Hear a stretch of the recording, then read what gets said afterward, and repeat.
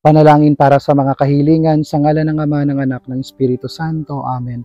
Makapangyarihang Diyos, nagpapasalamat kami sa biyaya ng buhay, sa biyaya ng umaga, sa biyaya ng pamilya, sa biyaya ng pagkakataon. Panginoon, sa araw na ito, pagkalooban mo kami ng mga biyaya at grasya na aming kinakailangan.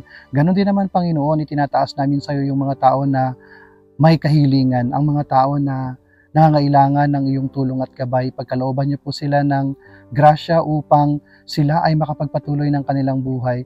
Huwag niyo po sanang pababayaan ng mga taong naghihikahos, ang mga taong nalulumbay, ang mga taong nasasaktan at ang mga taong naghihirap.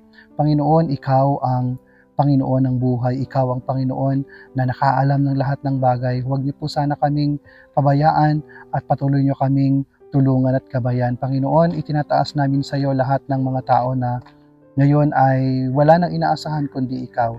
Panginoon, ganoon din naman ipinapanalangin ko ang lahat ng mga tao na nawawala ng pag-asa, ang lahat ng mga tao na nawawala na ng direksyon sa buhay at pasukuna. Panginoon, kayo po ang bahala at dinggin niyo po ang panalangin ng bawat isa na nawa mapakita mo sa kanila ang iyong tunay na pagmamahal, ang iyong paggabay. Ito ay hinihiling namin kay Kristo na aming Panginoon. Amen. Sumainyo ang Panginoon at pagpalain kayo ng makapangyarihang Diyos, Ama, Anak at Espiritu Santo. Amen.